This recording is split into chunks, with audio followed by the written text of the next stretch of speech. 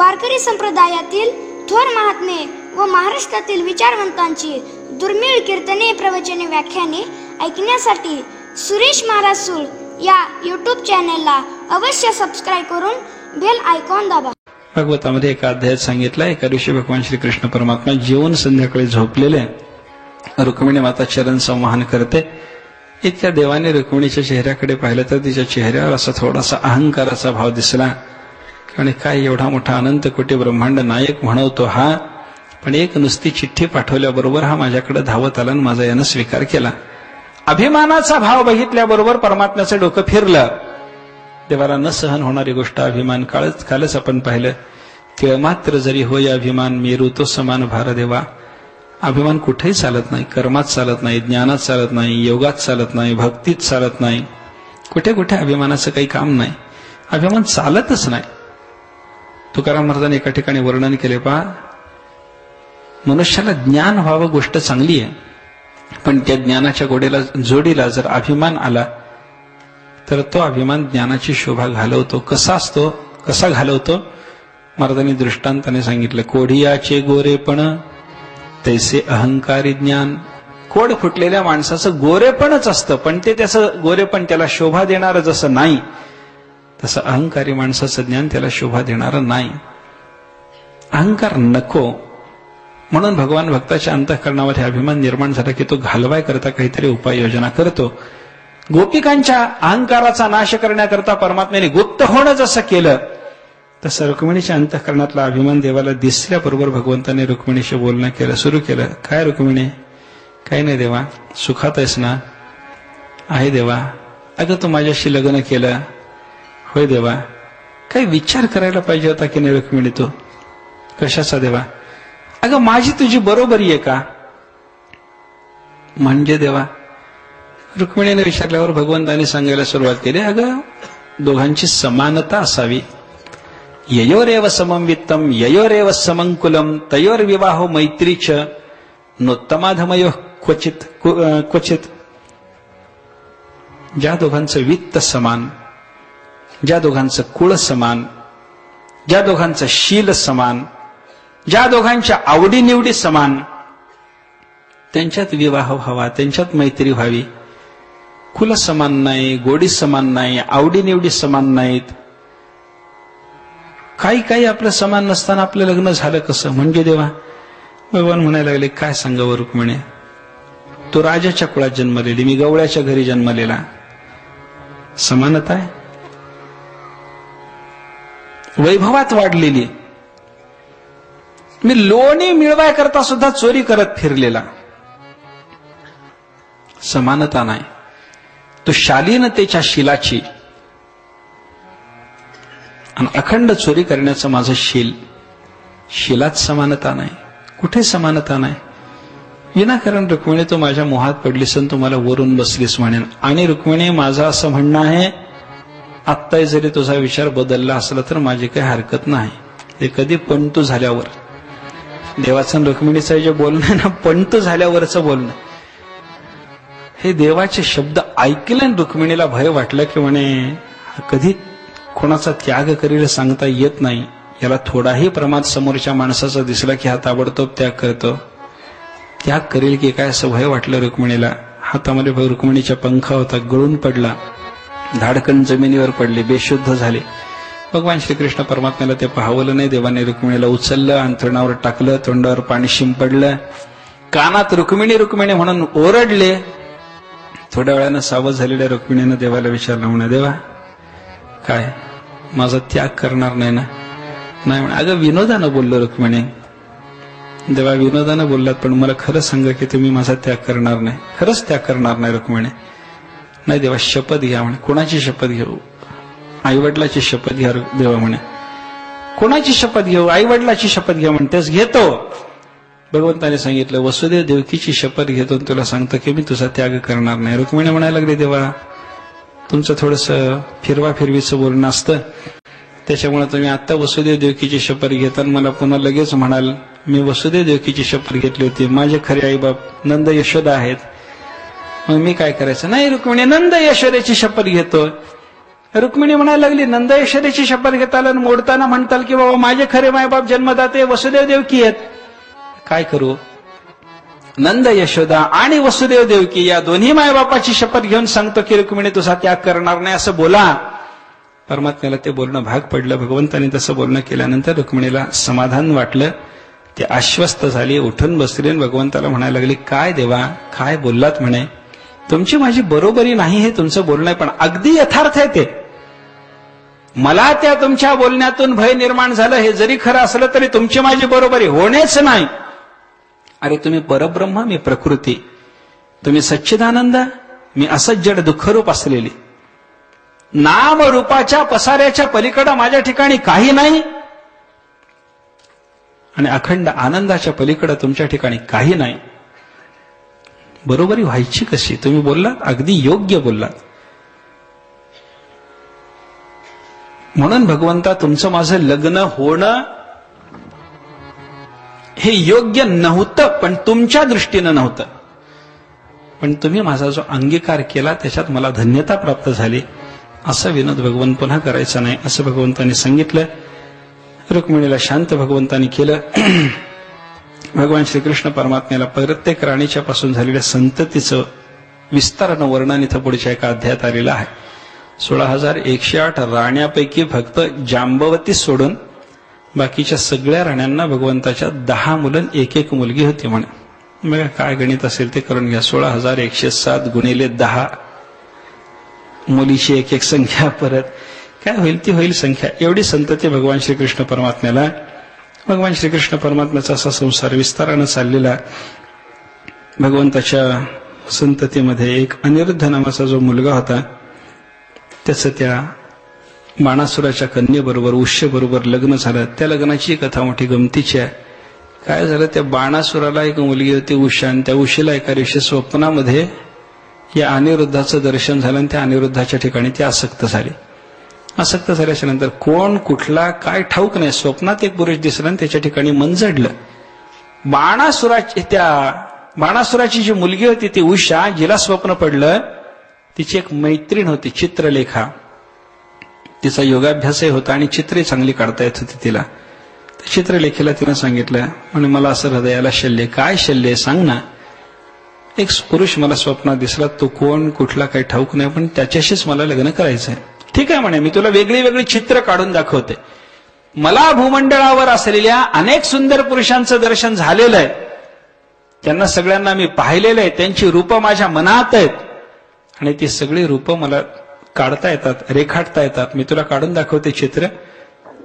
तुझ्या स्वप्नात आलेला पुरुष कोणता एवढं तू जर मला त्या चित्रातून दाखवून दिलं तो तुला प्राप्त करून देईन म्हणे. चित्रलेखेने एक एक चित्र काढावं, हिला दाखवावं, हिनं सांगवा, हा नाही, हा नाही, हा नाही, हा नाही. एका दिवशी त्या चित्रलेखेनं वसुदेवाचं चित्र काढलं. ती म्हणायला लागली, हा नाही पण जवळ जवळ असा. वसुदेवाच्या नंतर मग तिने श्रीकृष्णाचं चित्र काढलं. ती म्हणाली, हा नाही पण हा अजून थोडा अधिक जवळ आला. त्याच्या पुढे तिनं प्रद्युम्नाचं चित्र काढलं. ती म्हणायला लागली, हा नाही पण हा खूपच माझ्या स्वप्नात आलेल्या पुरुषासारखा.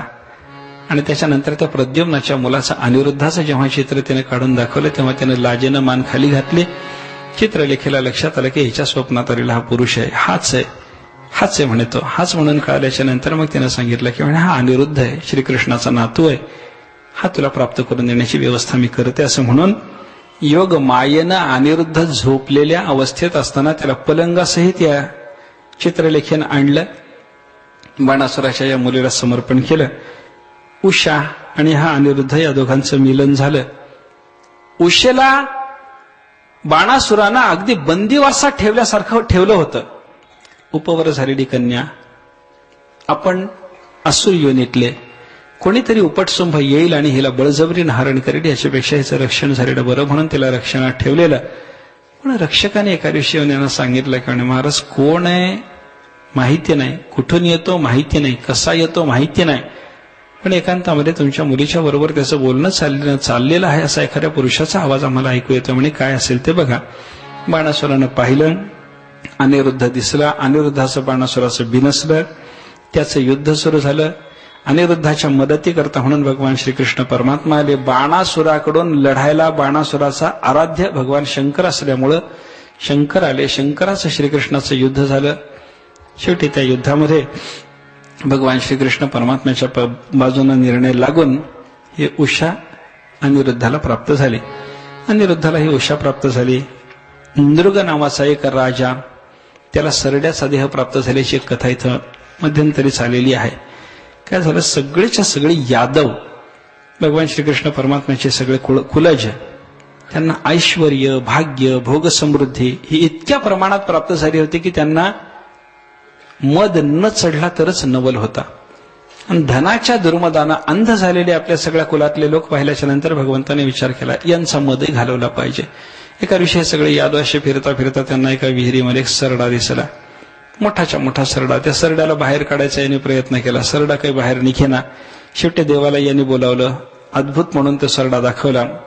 भगवंताने तो सरडा काढला आणि सरडा निघाला. देवाचा स्पर्श झाल्याबरोबर त्या सरड्यातून एक पुरुष प्रगट झाला. त्यानं नमस्कार केला भगवंताला आणि तो निघून गेला. आणि देवाला या बाकीच्या यादवाने विचारलं, देवा काय म्हणे, सरडा इथं पडलेला, तो तुम्ही हात लावल्याबरोबर मुक्त होतो, त्याच्यातून एक पुरुष निघतो, तो निघून जातो, हा सरडा कोण होता सांगा. भगवंताने सांगितलं म्हणे त्यालाच विचारा. मग तो नृग राजा त्यालाच विचारला म्हणे बाबा तुला ही सरड्याची योनी कशी प्राप्त झाली. त्यानं सांगितलं म्हणला माझ्याकडे भरपूर संपत्ती होती. रोज मी अनेक गोदानं देत होतो. एका दिवशी मी गोदान दिलेली गाय पुन्हा माझ्याच गोशाळेमध्ये येऊन थांबली. दुसऱ्या दिवशी तीच माझ्याकडून दुसऱ्या ब्राह्मणाला दिली गेली. दुसरा ब्राह्मण ती गाय घेऊन जात असताना आदल्या दिवशीच्या ब्राह्मणानं ती पाहिली. तो म्हणायला लागला ही मला दिलेली गाय तू कशी नेतोस. दोघात भांडण लागलं. ते भांडण माझ्यापर्यंत आलं. माझ्यापर्यंत आल्याच्या नंतर मी ते भांडण मिटवायचा माझ्या परीनं प्रयत्न केला. दोघांना मी म्हणायला लागलो बाबा काल तुम्हाला जरी ही गाय दिलेली असली तरी आज माझ्या गोशाळेत येऊन थांबली, चुकून मी याला दिली. या गायची किंमत तुम्हाला घ्यायची असेल ती घ्या. पण पहिला ब्राह्मण म्हणतो मी किंमत घेणार नाही. दुसऱ्याला सांगितलं तुम्ही किंमत घ्या, याला द्या, मी गाय विकणार नाही, असं दोघेही जण म्हणायला लागले. आणि त्याच्यामुळं एकाला दिलेलं दान ते पुन्हा घेऊन दुसऱ्याला देण्याच्या पापाचा परिणाम म्हणून मला हे सरड्याचं शरीर मिळालं होतं. परमात्मा तुमच्या स्पर्शाच्या योगानं माझा उद्धार झाला, असं तो नृगराजा बोलला. मग सगळ्या यादव कुळातल्या लोकांना कळालं की बाबा आपल्याजवळ जी संपत्ती आहे त्या संपत्तीच्या योगानं उद्दाम होण्याचं काही कारण नाही. अनेक पद्धतीचं भगवंताचं असं चरित्र. भगवान श्रीकृष्ण परमात्म्याचा एक विरोधी पौंड्रक नावाचा राजा होता. या राजाने स्वतःला 2 लाकडे हात लावून घेतले आणि तो म्हणायला लागला खरा वासुदेव मीच आहे म्हणे. भगवंतानी त्याचा नाश केला. त्याच्या संबंधानं काशीराजाचा नाश करावा लागला. भगवान श्रीकृष्ण परमात्म्याचा मुलगा जो सांब त्याच्या लग्नाचं एक विशेष प्रकरण इथं दिसतं. नारद एका दिवशी भगवंताच्या दर्शनाकरता म्हणून द्वारकेमध्ये आले. भगवंताची सगळी दिनचर्या सगळ्या घरामध्ये परमात्मा कसे राहतात हे नारदांनी पाहून घेतलं. भगवान श्रीकृष्ण परमात्मा सकाळी उठल्यापासून रात्रीच्या वेळी झोपेपर्यंत भगवान काय काय करतात ते देवाची दिनचर्या एका अध्यायातून विस्तारानं सांगितलेली आपल्याला पाहायला सापडतंय. भगवान श्रीकृष्ण परमात्मा अगदी भल्या पहाटे उठल्याबरोबर परमात्म्याचं परमात्मा चिंतन चालायचं. नंतर भगवंताने स्नान करायचं, भगवंताने संध्या करायची, भगवंताची देवपूजा चालायची. नारद बघायला लागले हा देवपूजा करतो म्हणजे काय करतो, हा देव म्हणून याची आम्ही पूजा करावी, यानं कोणाची पूजा करायची चालवलंय. नारदाने पाहिलं देव असे देवघरात बसलेले, दाराच्या फट्टीतून नारदाने वाकून पाहिलं. भगवंताच्या समोर तामण आहे. तामणावर सगळ्या भक्तांच्या मूर्ती मांडलेल्या आहेत. प्रल्हाद, नारद, पराशर, पुंडरीक, व्यासांबरीश, शुकशौनक, भीष्म, दाल्भ्यान, रुक्मांगदार्जुन, वसिष्ठ, विभीषणादीन पुण्यान इमान परम भागवतान स्मरामी. परम भागवत असलेल्या भक्तांच्या श्रेष्ठ श्रेष्ठ भक्तांच्या मूर्ती देवाने घेतलेल्या आणि त्यांची पूजा चालू आहे. देवपूजा, राज्यकारभार पाहणं, सभेमध्ये बसल्याच्या नंतर आलेल्या प्रत्येकाला न्याय मिळालाच पाहिजे याची व्यवस्था पाहणं, असं सगळं भगवंताचं जे नित्याचं कृत्य होतं ते सगळं नारदाने पाहिलं. एका दिवशी भगवान श्रीकृष्ण परमात्माचे दरबारात बसलेले असताना भगवंताच्याकडं नारद आले आणि दुसरा एक माणूस आला. नारदाने येऊन सांगितलं की म्हणे देवा धर्मराजाला यज्ञ करायचा आहे. भगवंताने सांगितलं ठीक आहे. धर्मराजाच्या यज्ञ करता म्हणून तुम्हाला निमंत्रण द्यायला आलं. धर्मराजाने सांगितलं देव इथं आला पाहिजे, देवाचं अगोदर येणं झालं पाहिजे. राजसूय यज्ञ करायचा आणि देव यज्ञाच्या अगोदरपासून इथं सगळ्या योजनेकरता हजर पाहिजे असं त्यांचं म्हणणं आहे. नारदाला देवाने सांगितलं ठीक आहे. दुसरा जो माणूस आला होता त्याला बोलावून देवाने विचारलं आपण कोण? मी एक दूत आहे. कुणाकडून आला? जरासंधाच्या बंदिवासात जेवढे राजे आहेत त्या सगळ्यांनी मला तुमच्याकडे पाठवलंय. काय म्हणून? आम्हाला सगळ्याला मुक्त करा, जरासंधाच्या बंदिवासातून आम्हाला मुक्त करा अशी त्यांची प्रार्थना आहे. ठीक आहे. भगवान ठीक आहे म्हणतात, पण बाजूला बसलेला प्रधान म्हणतो तुम्ही दोघालाही ठीक म्हणतात, जाणार कुठं? नारद म्हणतायत धर्मराजाच्या राजसूयाला चला. हा दूत म्हणतो जरासंधाच्या बंदिवासातल्या राजांना मुक्त करायला चला. दोघालाही ठीक आहे म्हणता. एकदम दोघांचं निमंत्रण आलं, एकदम दोघांना ठीक आहे म्हणता. एकदम दोन्ही ठिकाणी जाणार आहात का? परमात्म्याने सांगितलं एकदम दोन्ही ठिकाणी नाही, पण तुझं म्हणणं बरोबर आहे. लगेच भगवंतानी उद्धवाला बोलावलं आणि उद्धवाला विचारलं म्हणे उद्धवा काय करू सांगा. उद्धव बुद्धिमान. उद्धवाने निर्णय दिला. भगवंताला सांगितलं म्हणे जरासंधाने आत्ता तुमचं काही बिघडवलंय का? नाही. जरासंधाकडे जाऊन आत्ता का तुम्ही काही करू नका. मग तुम्ही राजसूय यज्ञालाच जा, धर्मराजाकडेच जा. राजसूय यज्ञाच्या निमित्तानं जो दिग्विजय करावा लागतो तो दिग्विजय करता करता भीमाला आणि अर्जुनाला घेऊन जरासंधाकडे जाऊन त्याचा पाडाव करा आणि त्या राजांना मुक्त करा. असं करा हे उद्धवाने सांगितल्यानंतर देवाला पटलं. भगवान इंद्रप्रस्थाला आले. भगवान श्रीकृष्ण परमात्म्याने यज्ञाची तयारी करायची ठरवली. यज्ञाच्या तयारी करता म्हणून राजसूय यज्ञाची योजना करता करता भगवंताने सांगितलं दिग्विजयाला निघालं पाहिजे. भीम, अर्जुन, भगवान श्रीकृष्ण परमात्मा हे तिघे जण या दिग्विजय यात्रेमध्ये जरासंधाच्या नगरापर्यंत आल्यानंतर देवाने सांगितलं म्हणे इथे जरासंधाच्या बरोबर आपल्याला असं प्रत्यक्ष युद्ध करून जमणार नाही. मग जरासंध मोठा दाता आहे म्हणे. कसाही जरी असला तरी दातृत्व गुण त्याच्या ठिकाणी फार मोठा आहे. आपण जाऊन त्याच्याकडून युद्धाची भिक्षा मागून घेऊ, मग युद्ध करता येईल. मग बघू म्हणे काय होईल ते. भगवंताने सांगितल्याबरोबर भगवंताने अर्जुनाला आणि भीमाला रूपांतर करायला लावलं. दोघाले ब्राह्मण केलं. आपणही ब्राह्मणाचा विषय घेतला. भगवान दरबारात तिघजण हे दरबारात आले. जरासंधाने आलेले ब्राह्मण अतिथी आहेत म्हणून त्यांना सन्मानानं बसवलं, पूजा वगैरे केली. विचारलं म्हणे भूदेव कशासाठी येणं केलं? मग भगवान बोलायला लागले आम्ही तिघे जण आलो. होय दिसतात म्हणे. कशासाठी आलात सांगा ना. आम्हाला भिक्षा पाहिजे. काय भिक्षा पाहिजे? आम्ही मागू ती पाहिजे. तुम्ही मागाल ती देतो, पण सांगा तरी ना. यांनी सांगितलं देणार म्हणून वचन द्या, मग आम्ही तुम्हाला भिक्षा मागू. देवाच्या शब्दातला तो करारीपणा जरासंधाने पाहिला. बारकाईनं लक्ष द्यायला लागला. म्हणला हे ब्राह्मण दिसत नाहीत. कशावरून जरासंधाच्या लक्षात आलं? भागवतात त्याचं चिंतन आहे. जरासंधाने पाहिलं यांच्यापैकी एकाचे शरीर ढिलं नाही. पहिलं कारण तो सांगतो, म्हणजे ब्राह्मणाचं शरीर ढिलंच असतं, हा त्याच्यातून अर्थ सिद्ध झाला. एकाचे शरीर ढिलं नाही, सुगठित बांधा प्रत्येकाचा आहे. दुसरी गोष्ट जरासंधाने पाहिली बारकाईनं, प्रत्येकाच्या डाव्या खांद्याला घट्टा पडलेला आहे. ब्राह्मणाच्या डाव्या खांद्याला घट्टा पडायचं काही कारण नाही.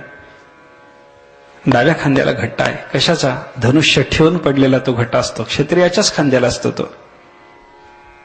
तिसरं जरासंधाने पाहिलं, प्रत्येकाचा अंगठा आणि प्रत्येकाची तर्जनी, अंगठ्याच्या जवळचं बोट, दोन्ही बोटाला घट्टे पडलेले आहेत. या दोन बोटाला घट्टे कोणाचे असतात? क्षत्रियाच्या. धनुष्याचे प्रत्यंच्या ओढून ओढून, बाण मारून मारून अंगठा आणि तर्जनीला पडलेले घट्टे असतात. दोन बोटाला घट्टे आहेत, खांद्याला घट्टा आहे, प्रत्येकाचं शरीर सुडवलंय. भाषा आर्जवाची नसून आरेरावीची आहे. हे सगळं पाहिल्यानंतर जरासंध लक्षात घेतोय ब्राह्मण नाहीत गड्या. आलेत ब्राह्मण वेशात, ठीक आहे. आपण यांना तुम्ही ब्राह्मण नाहीत म्हणू शकत नाही, ठीक आहे. दान मागतात, कोणी का असेना दिलं म्हणून सांगून टाकावं. दिलं म्हणे तुम्हाला दान, काय मागायचंय मागा आता. मग भगवंताने सांगितलं म्हणे भिक्षा पाहिजे. सांगू कोणती? युद्ध भिक्षा पाहिजे, युद्ध भिक्षा. जरासंधाने सांगितलं कृष्णा, अरे म्हणे अगोदरच आला असतास तर दिलं नसतं का म्हणे. कशाला हे नाटक केलं सगळं? त्याने सांगितलं म्हणे तुमच्यापासून भिक्षा मागावी, मग तुमच्याशी युद्ध करावं असं आमचं असा आमचा मानस झाला म्हणून हे केलं म्हणे. पण मी कृष्ण कसं कळालं रे तुला? जरासंधानं सांगितलं, हे सगळी चिन्ह पाहिले आणि तुम्ही कोणी क्षत्रिय असला पाहिजेत असा माझा निश्चय झाला. तुझी भाषा ऐकली, त्याच्यातून लक्षात आलं की तू कृष्ण आहेस. मग तो भगवंताने सांगितलं म्हणे, आम्ही तिघे इथे आहोत, आमच्या तिघापैकी कुणाशी युद्ध करणार सांग म्हणे. यानं सांगितलं म्हणे, हा अर्जुन तर माझ्यापेक्षा लहान असे म्हणला वयानं, याच्याशी युद्ध करायची मला इच्छा नाही. तुझ्या बरोबर तर अजिबात नाही म्हणे. अरे ते तुझं काय, तुझं नावच रणछोड पडलंय म्हणे, पळपुटाच नसता. काल यवन पाठीमागे लागला म्हणून पळत सुटलास?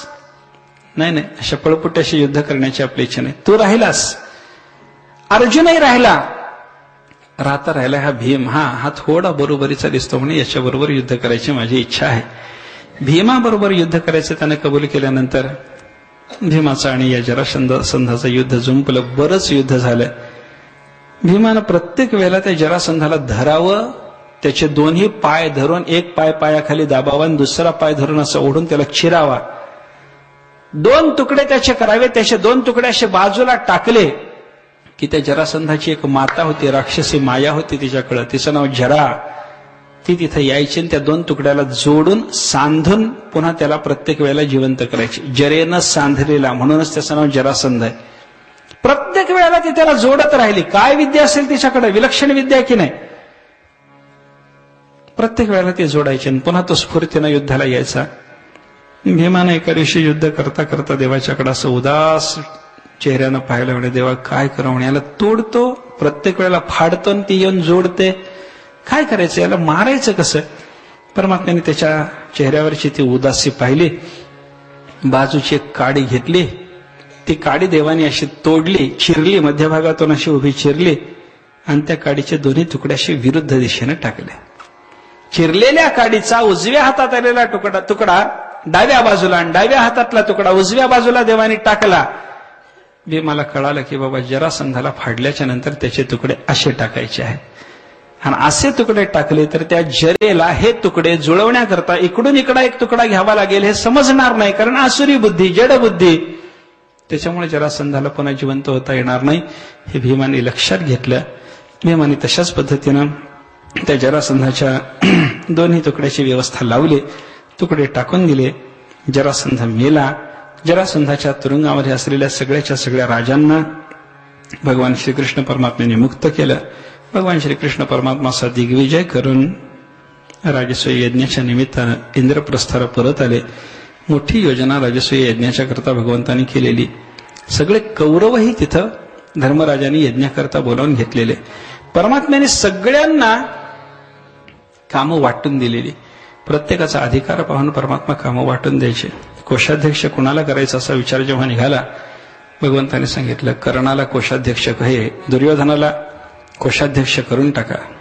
अरे दुर्योधनाला देवा, तो तर आमचा द्वेषी, आमच्याविषयी मत्सरग्रस्त, त्याला कोषाध्यक्ष करायचा. देवाने सांगितलं त्यालाच कोषाध्यक्ष करायचं. कशा करता?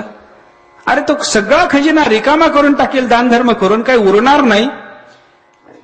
देवाने सांगितलं तसं नाही, दुर्योधनाला कोषाध्यक्ष करा म्हणण्यामध्ये माझा हेतू आहे. काय? त्या दुर्योधनाच्या हातामध्ये मत्स्यचिन्ह आहे आणि ज्याच्या हातात मत्स्यचिन्ह आहे त्यानं जेवढा खर्च करावा त्याच्या दुप्पट त्याच्याजवळ जमा होत जातं, असं ज्योतिष आहे, शास्त्र सांगतं. ठीक आहे म्हणे, त्याच्या हातात मत्स्यचिन्ह असल्यामुळे त्याला कोशावर नेमा. कोशावर नेमलं. त्या दुर्योधनानं सगळा खजिना रिकामा करायचा प्रयत्न केला. दान द्या म्हणून धर्मराजाकडून हुकूम आला की त्यांनी जेवढं द्यायला सांगितलं यानं 10 पट द्यायचं, पण कोश रिकामा झालाच नाही. आणि यज्ञ झाल्याच्या नंतर या दुर्योधनाने शकुनी मामाला विचारलं, मामा काय, मला कोषाध्यक्ष नेमलं होतं. होय. की कोश रिकामा करायचा बराच प्रयत्न केला पण कोश रिकामा झाला नाही. का झाला नसेल मामा? तुझ्या हाताचा परिणाम आहे म्हणे. तुझा हातगुण चांगला आहे. काय हातगुण? तुझ्या हातात मत्स्यचिन्ह आहे ना? आहे. मत्स्यचिन्ह असल्यामुळे तो कोश रिकामा होत नव्हता. आपल्या हातात काही नाही, उभ्या आडव्या रेघाच्या पलीकडे काही नसतं.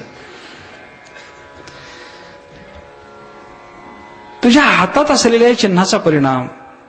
मग माझ्या हाताच्या चिन्हाचा परिणाम म्हणून दुर्योधनाचा खजिना असा भरलेला असावा? हो म्हणे, जोपर्यंत हे चिन्ह आहे तोपर्यंत हा परिणाम राहणार. मग काय करू? ते दुर्योधनाला शकुनीनं सांगितलं, जो दिव्यातली वात हाताने सरकवतो त्याच्या हातातल्या सुचिन्हाचा परिणाम राहत नाही. दिव्याची वात हाताने सरकव, सुचिन्हाचा परिणाम नाहीसा होईल म्हणे. त्यानं बिचारीने वात सरकवली, सुचिन्हाचा परिणाम नाहीसा झाला. म्हणजे झालं कधी?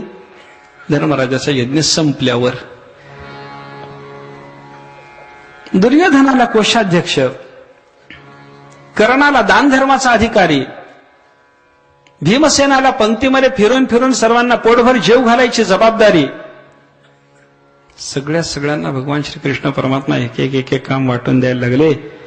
आणि धर्मराजाने शेवटी देवाला विचारलं, देवा सगळ्यांना देत आहात का, मग तुम्ही काय घेणार आहात काम, तुम्ही काही काम करणार की नाही? भगवंताने सांगितलं, वा, करणार कसं नाही, एक काम माझ्याकरता मी राखून ठेवलं. काय? यज्ञाकरता आलेल्या सगळ्या अतिथींचं स्वागत करून सर्वांचे पाय धुवून सर्वांना मंडपात घेऊन येण्याचं काम माझं म्हणे. अतिशय प्रेम जिथं असतं तिथंच मनुष्य हलक्यातलं हलकं काम करायला तयार होतो. आलेल्या प्रत्येकाचे पाय धुवायचे, प्रत्येकाचे पाय पुसायचे, सन्मानानं प्रत्येकाला आणून मंडपामध्ये बसवायचं.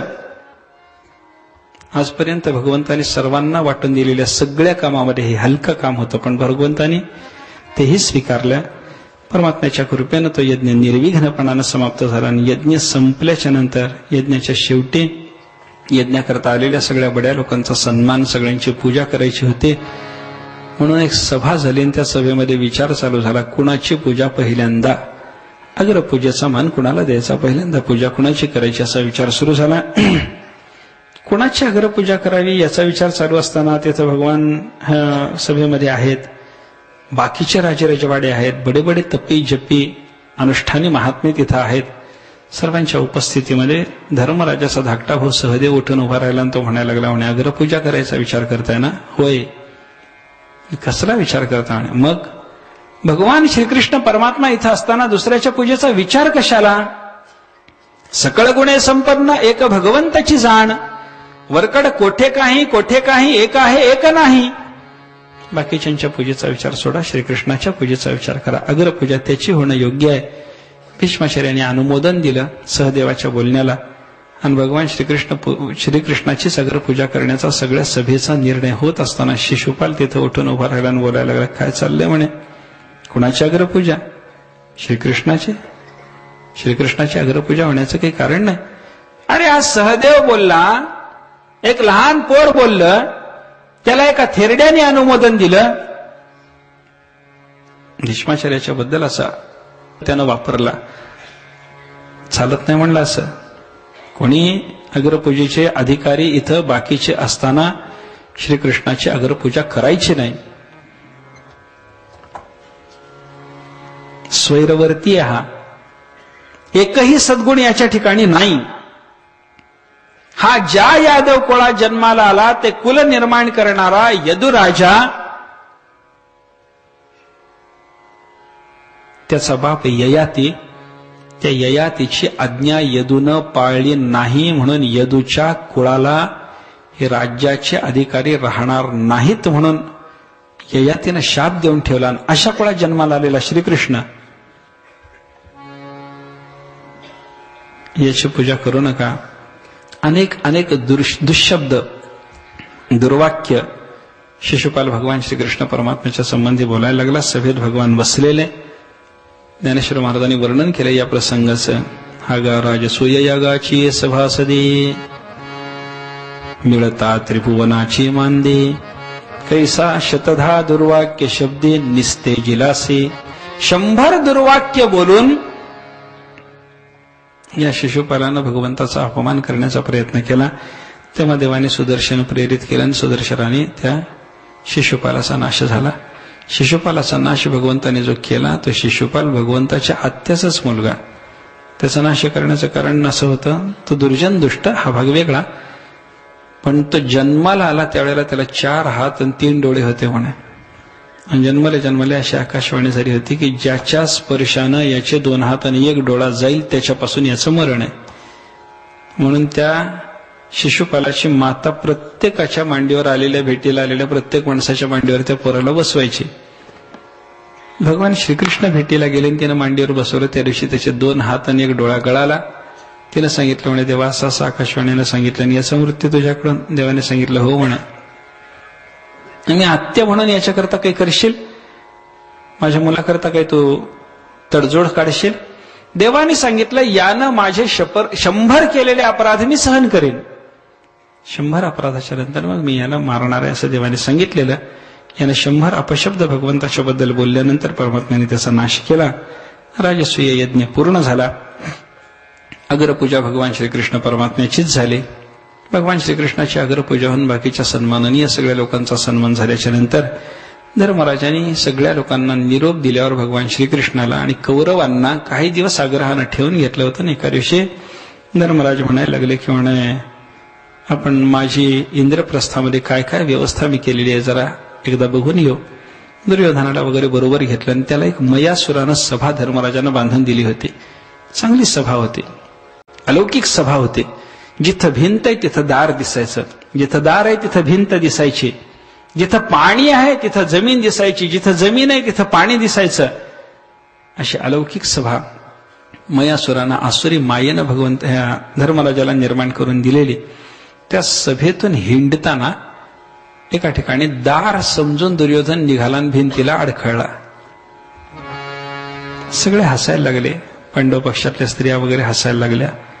पुढे एका ठिकाणी चालता चालता जमीन होती पण दुर्योधनाला पाणी दिसलं म्हणून तो धोतर वर करायला लागला. धर्मराजाने सांगितलं अडखळायचं काही कारण नाही, इथं पाणी नाही, सरळ चल. सगळ्या द्रौपदी वगैरे स्त्रिया हसल्या. आणि पुढे एका ठिकाणी खरंच पाणी होतं. हा जमीन म्हणून धाडधाड पावलं टाकीत चालला, हौदात पडला. द्रौपदी वगैरे स्त्रिया जोरात हसल्या आणि देवाने खुणा करून त्यांना सांगितलं अजून हसा, अजून हसा. त्या सगळ्या हसल्या. परिणाम असा झाला दुर्योधनाला त्याचा अधिक अपमान वाटला. दुर्योधनाने यांच्याशी वैर जे साधलं त्या वैरातून भगवान श्रीकृष्ण परमात्म्याला तेच पाहिजे होतं, यांचं वैर दृढ व्हावं, यांच्यामध्ये युद्ध व्हावं. यांच्यात झालेल्या युद्धाच्या शिवाय दुर्योधनाचा पक्षपात करणारे बाकीचे सगळेच्या सगळे दुर्जन, त्या दुर्जनाचा पृथ्वीवर झालेला भार आपल्याला दूर करता येणार नाही म्हणून भगवंतानं सगळ्या द्रौपदी वगैरे स्त्रियांना हसवून दुर्योधनाच्या अंतःकरणातला मत्सर अधिक जागा केला होता. शिशुपालाला भगवंताने मारल्याच्या नंतर शिशुपालाचा एक मित्र शाल्व नावाचा राजा होता. तो परमात्म्याकडे आला. परमात्म्याने त्याचा समाचार घेतला. दंतवक्त्र विदुरथ त्यांचा समाचार घेतला. बलराम दादा तीर्थयात्रेला गेलेले होते. त्या तीर्थयात्रेत त्यांच्याकडून सूत ऋषींचा नाश झाला. पुन्हा मग बलरामदादांनी प्रायश्चित्त म्हणून तीर्थयात्रा केली. सूताच्या मुलाला पुराणाचं सगळं ज्ञान बलरामदादांनी दिलं. भगवान श्रीकृष्ण परमात्म्याचं असं राज्य चालू असताना भगवान श्रीकृष्णाच्या दर्शनाला भेटीला एका दिवशी एक सुदामा नावाचा ब्राह्मण आला. भगवंताच्या चरित्रामध्ये आलेला हा भगवंताचा सखा, सख्य भक्तीचा आदर्श, देवाचं सख्य यानं केलेलं. भगवंताची नवविधा भक्ती करत असताना श्रवणम, कीर्तनम, विष्णू स्मरणम, पादसेवनम, अर्चनम, वंदनम, दास्यम, 8वी भक्ती सांगितली सख्यम. परमात्मा माझा मित्र आहे ही भावना करणं ही सुद्धा देवाची एक प्रकारची भक्ती आहे. सख्य भक्तीमध्ये असलेला हा सुदामा भगवान श्रीकृष्ण परमात्म्याचा बालमित्र. देवाच्या बरोबर सांदीपनी ऋषीच्या आश्रमामध्ये राहून यानं विद्याध्ययन केलेलं. भविष्यामध्ये सुदाम्याचं लग्न झालं, संसार सुरू झाला. घरामध्ये 18 विश्व दारिद्र्य, 2-4 मुलं बाळ, खायला काही नाही अशी सुदाम्या. खायला प्यायला सुद्धा काही मिळत नाही. मी मला खायला मिळत नाही याचं दुःख करत नाही, पण आपली मुलं आहेत, लहान लहान आहेत, त्यांना बऱ्याच दिवसापासून खायला मिळालं नाही. त्यांच्या खाण्यापिण्याची काहीतरी व्यवस्था व्हावी अशी माझी इच्छा आहे. आणि त्या इच्छेपोटी मी तुम्हाला विनंती करते, तुम्ही नेहमी म्हणता की द्वारकेचा राजा भगवान श्रीकृष्ण तुमचा मित्र आहे, बालमित्र आहे, कृष्णाचं तुमच्यावर प्रेम आहे असं तुमचं म्हणणं. एकदा जा, देवाच्या भेटीला जा, काहीतरी त्या देवाच्या जवळून मागून आणा. त्याच्या भेटीला गेल्याच्या नंतर त्याला विनंती केल्यावर भगवान तुम्हाला काही देणार नाही असं होणार नाही. जा, काहीतरी मागून आणा, आपलं दारिद्र्य जाईल, आपल्या मुलांना काहीतरी खायला प्यायला मिळेल. असं त्या सुदाम्याच्या भार्येनं सुदाम्याला विचार सांगितला. काय आहे? संत महात्म्याने शास्त्रकाराने असं सांगितलंय, भार्या चांगली की नाही याची परीक्षा मनुष्याच्या संकट काळातच होते म्हणे. विपत्तिकाले गृहिणी परीक्षा. मनुष्य विपत्तीत असतानाही भार्या जर त्याच्याशी अनुकूलतेनंच वर्तन करीत असेल, खरी भार्या. कबीर महाराजांनी एका ठिकाणी सांगितले, सब पैसे केरे भाई दिल का न साथ कोई. त्याच्यात कबीर महाराजांनी एक वर्णन केलंय, अपने पैसा पलो पडे तो जोरू बंदगी करे, एक दिन खाना नहीं मिले तो फिर के जवाब करे. एक दिवस जर खायला मिळालं नाही तर उलट बोलणारी भार्या योग्य नाही. आणि विपत्ती काळातही पतीशी मधुर भाषण करणारी भार्या. विपत्तिकाले गृहिणी परीक्षा शास्त्राने जे सांगितले ते अगदी बरोबर आहे. सुदाम्याची भार्या एवढ्या विपत्तीतही सुदाम्याला विनंती करून बोलत होती. जाऊन येता एकदा श्रीकृष्णाच्या भेटीला जाऊन येतात, तुमचा मित्र म्हणून ऐकते, जाऊन येता. सुदाम्याने विचार केला, ठीक आहे, या निमित्तानं का होईना बऱ्याच दिवसामध्ये मी प्रभूचं चिंतन करत नुसताच इकडं आहे, देवाचं दर्शन नाही, देवाचं दर्शन होईल असा त्याने विचार केला. आणि तो बायकोला म्हणायला लागला, काय गमणे देवाच्या भेटीला जा म्हणतेस?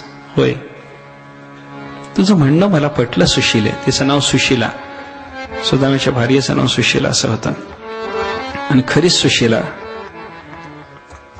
तर नाव एक असतं, वर्तन एक असतं. असंच एकदा प्रवासामध्ये खूप तहान लागली म्हणून एका घरासमोर उभं राहून एका बाईला पाणी मागितलं. त्या बाईने शिव्याच दिल्या. विचारलं, आईसाहेब तुमचं नाव काय? तिनं सांगितलं, माझं नाव गंगाबाई आहे म्हणे. बरोबर, नाव गंगाबाई आणि घोटभर पाणी द्यायची तयारी नाही. एक दोहा आहे. एक माणूस होता, त्याचं नाव ठणठणपाल. मायबापांनी कसं ठेवलं असेल त्यांचं त्यांना माहिती, आपल्याला विचार करायचं काय कारण. ठणठणपाल, त्याला ते आवडेना. एका महात्म्याला भेटला आणि महात्म्याला विनंती केली, म्हणलं माझं नाव बदलायचं हो महाराज. महात्म्याने सांगितलं, कशाला? नाही, ठणठणपाल नाव बरं नाही. अरे नावात काय पडलंय? महात्म्याने समजावून सांगितलं, पण ऐके ना. यानं सांगितलं, नाही बदलायचंय. महात्म्याने सांगितलं, ठीक आहे, तुला जे नाव भावलं ते नाव घेऊन ये, तुला ते नाव ठेवून देतो. शोध घ्यायला लागला, कोणाची नावं काय आहेत आणि जगात त्याच्या संबंधानं काय होतंय बघावं म्हणे. थोडा निघाला. रस्त्यानं जाता जाता त्यानं, नाव काय? तिनं सांगितलं, माझं नाव लक्ष्मी आहे म्हणे. बरं म्हणलं, गौऱ्या वेचते, गौऱ्या थापते, नाव लक्ष्मी. बर, पुढे गेला. एक माणूस भिक्षा मागत होता, त्याला विचारलं, आपलं नाव? तो म्हणला, माझं नाव धनपाल. वा, धनपालन भिक्षा मागतो, ठीक आहे. पुढे निघाला. एक प्रेत चाललं होतं. लोकांना विचारलं, मेलेले ग्रहस्थ यांचं नाव? लोकांनी सांगितलं, अमरनाथ. वा म्हणला. 3 नावन विरुद्ध त्यांच्या बाबतीत घडलेलं पाहिलं. आपलं नाव बदलायचं नाही असा निर्णय घेतला. गुरुजीकडे बसला. गुरुजीने विचारलं, नाव आणलं? नको म्हणला. का? जगातली परिस्थिती पाहिली. काय पाहिलं? त्यानं एका दोह्यात उत्तर दिलं, लक्ष्मी तो उपल्या चुने, भीख मांगे धन पाल, अमरनाथ तो मर गये भले बिचारे ठणठणपाल. नाव बदलायचं नाही म्हणलं आपल्याला. आता काय करायचं नाव बदलून? पण नावाचा आणि वर्तनाचा काही संबंध असावा अशी अपेक्षा आहे. सुशीला, सुदाम्याची भार्या खरीच सुशीला. शील तिचं खरंच चांगलं. तिला विचारलं सुशीलेला, सुदाम्यानं, मला जा म्हणतेस देवाकडं? जा ना. काहीतरी घेऊन येऊ म्हणतेस? घेऊन या ना. देवाच्या भेटीला जायचं रिकाम्या हातानं जाता येत नाही. रिक्त पाणीर न पश्येत राजानम देवताम गुरुम. राजाकडे जायचं रिकाम्या हातानं जाऊ नये, देवाकडे जायचं रिकाम्या हातानं जाऊ नये, गुरुकडे जायचं रिकाम्या हातानं जाऊ नये. काहीतरी दे म्हणे, देवाला समर्पण करण्याला माझ्याजवळ काही असलं काही नाही हो घरात. नाही, बघ काहीतरी प्रयत्न कर. सुदाम्याच्या भार्याने शेजारी जाऊन सकाळी भल्या उठली, एका शेजारच्या घरी गेली. ती शेजारी श्रीमंताची बायको पोहे पाकडत बसलेली. दारात उभे राहिले आणि मोठ्यानं हाक मारून तिला सांगितलं, आई साहेब. काय, कोण आहे? म्हणे मी सुदाम्याची भार्या सुशीला. कशाला आलीस आमच्या दारात? भले सकाळी उठून दरिद्र्याने येऊन तोंड दाखवायचा, आमचा दिवस चांगला कसा जायचा? नाही ती बाई बोलली. हिनं सांगितलं, म्हणे याच्या पुढे येणार नाही. म्हणजे काहीतरी व्यवस्था भगवान आमच्या करता करील असं मला वाटतंय. मग आत्ता काहीतरी द्या, आजचा दिवस द्या, काहीतरी द्या, थोडंसं द्या, थोडं द्या, काहीतरी द्या, तुम्ही द्या. मला आज दिलं पाहिजे, आजच्या दिवशीच माझी मागणी आहे. याच्या पुढे मला मागण्याचा प्रसंग राहणार नाही, मी तुम्हाला मागायला येणार नाही. एवढं सगळं ऐकून घेतल्याच्या नंतर त्या बाईनं सांगितलं, म्हणे पोहे पाकडत बसले, हा चुरा पोह्याचा पुढे आलेला आहे, देऊ? तो कोंडा चुरा वगैरे जो काही समोर पडलेला होता, तिला सांगितलं सुशिलेला हे घेऊन जा. तिच्या पदरात टाकलं. ती घरी आली, ते घेऊन आणि त्या कोंड्यातून निवडून निवडून निवडून निवडून एक एक एक एक अर्धा अर्धा तुकडा तुकडा पोह्याचा काढला. एक जुनं कापड होतं घरामध्ये, त्याच्यात कशी तरी त्याची पुरचुंडी बांधली, सुदाम्याच्या हातात दिली आणि सुदाम्याला सांगितलं, म्हणे एवढंच आहे, घेऊन जा. सुदाम्यानं सांगितलं, माझ्या प्रभूला काही फार लागत नाही. न म्हणे उच्छिष्ट अथवा थोडे तुका म्हणे भक्ती पुढे. तुकाराम मला सांगतात, उष्टय का पाहत नाही, थोडे का पाहत नाही, किमती का पाहत नाही, अल्प किमतीचे का पाहत नाही, वस्तू समर्पण करतानाचा भाव परमात्मा पाहतो. पत्रम पुष्पम फलम तोयम योमे भक्त्या प्रयच्छति तदहम भक्तिपुरतम अश्नामी. झाडाचं पान, फूल, फळ, गोडभर पाणी भक्तांनी काहीही दिलं तरी ते मी सेवन करतो. फक्त भक्ती असली पाहिजे परमात्म्याच्या समर्पणाकरता. म्हणून सुदाम्यानं ती पुरचुंडी घेतली. सुदामा निघाला रस्त्यानं चालत चालत, पायात वाहना नाहीत. दुःखच दुःख, शरीर कृश झालेलं, पुरचुंडी कशी तरी अशी बगलीत दाबून धरलेली. हळूहळू चालत चालत चालत सुदामा भगवंताची भेटी करतात द्वारकेत आला. द्वारकेत आल्यानंतर नगर सगळं पाहिलं, सोन्याचं नगर. हीच द्वारका का? लोकांना विचारलं, हो म्हणे हीच द्वारका. कृष्णाचं हेच नगर? हो हेच श्रीकृष्णाचं नगर. इथंच भगवान श्रीकृष्ण राहतात, इथंच राहतात. कुठे कृष्णाचं घर? अनेकांना विचारलं, त्याने सांगितलं पुढे चला, पुढे चला, पुढे चला, पुढे चला. भगवान श्रीकृष्ण परमात्म्याच्या मंदिराच्या समोर सुदामा येऊन उभा राहिला आणि द्वारपाळांना विचारलं, हेच कृष्णाचं घर आहे? आश्चर्यानं द्वारपाळ पाहतात. अंगावर नेसायला धड धोतर नाही, डोक्यावर पागोट नाही, पायामध्ये वाहना नाहीत, अंगावर घेतलेल्या उपरण्याला 100 गाठी मारलेल्या आहेत. आणि असा हा माणूस श्रीकृष्णाच्या बद्दल एकेरी बोलतो. कृष्णाचं हेच घर का म्हणून विचारतो. आश्चर्य वाटलं. त्यांनी आलेल्या अतिथीचा अनादर करायचा नाही असं श्रीकृष्णाने सांगून ठेवलेलं असल्यामुळे सांगितलं, म्हणे हेच श्रीकृष्ण परमात्म्याचं घर आहे. मध्ये आहेत देव? आहे म्हणे. मी आल्याचं जाऊन सांगता देवाला, श्रीकृष्णाला सांगता मी आलो म्हणून? सांगून येतो म्हणे, आपण तोपर्यंत थांबा. द्वारपाळ हात गेला, देवासमोर हात जोडून उभा राहिला. द्वारपाळाला कृष्णाने विचारलं, काय रे प्रभू? एक दारात माणूस आलाय म्हणे, ब्राह्मण आलाय. कसा आहे? द्वारपाळाने त्या ब्राह्मणाचं जे वर्णन केलं, एका कवीने फार चांगलं त्याचं वर्णन मांडलंय. सीस पगा न जघा तन पे प्रभू, जाने को आही बसे के ही गामा. सीस पगा न, देवा त्याच्या डोक्यावर पागोटत नाही. न झगा तन पे प्रभू, अंगात त्याच्या अंगरखा नाही. जाने को आहे, आम्हाला माहित नाही तो कुठून आला. बसे केही ग्रामा, कोणत्या गावी राहतो माहिती नाही. बर, पुढं त्या द्वारपाळाने सांगितलं, धोती फटीसी लटी दुपट्टी. फाटलेलं एक धोतर अंगावर आहे, जीर्ण शीर्ण झालेलं एक उपरण अंगावर आहे. अरुपाय उपानह की नाही सामा, पायामध्ये वाहना नाहीत. द्वार खडो द्विजत दुर्बल देखे, रह्यो चखिसो वसुधा अभिरामा. दारात उभ्या राहिलेल्या त्या दुर्बल ब्राह्मणाकडे पाहून सगळी पृथ्वी आश्चर्यचकित होते आहे, इतका तो दुर्बल आहे. पूछत दीन दयाल को धाम. आणि तो भगवान श्रीकृष्णाचं घर कुठं आहे म्हणून विचारतो. असं म्हणल्यावर देवाने विचारलं, म्हणे काही नाव सांगितलंय त्यानं. द्वारपाल म्हणाला, बतावता आपण नाम सुदामा. आपलं नाव तो सुदामा सांगतो. भगवंतानी त्यांनी सुदामा हे नाव सांगितलेलं ऐकलं आणि एकदम आसनावरून परमात्मा उठून उभे राहिले. माझा सुदामा आला. बऱ्याच दिवसाच्या प्राणप्रिय भक्ताची, मित्राची, सख्याची, सुदामेची भक्ती सख्य भक्ती आहे. सुदामा मित्र नाही. संस्कृतामध्ये मित्राचे वाचक जे शब्द आहेत त्या मित्राच्या वाचक शब्दामध्ये चढत्या पायरीनं 3 शब्द आहेत. एकाला म्हणतात मित्र, त्याच्या पुढचा आहे सुहृद आणि त्याच्या पुढचा आहे सखा. त्याच्याबद्दल कोशात अशी परिभाषा दिलेली आहे, तुल्यक्रियम भवेन मित्रम शुभेच्छुस्तु सुहृन्मतः समप्राणः सखा प्रोक्तः. ज्या दोघांची परस्पराबद्दल क्रिया समान त्यांना परस्पराचे मित्र म्हणा.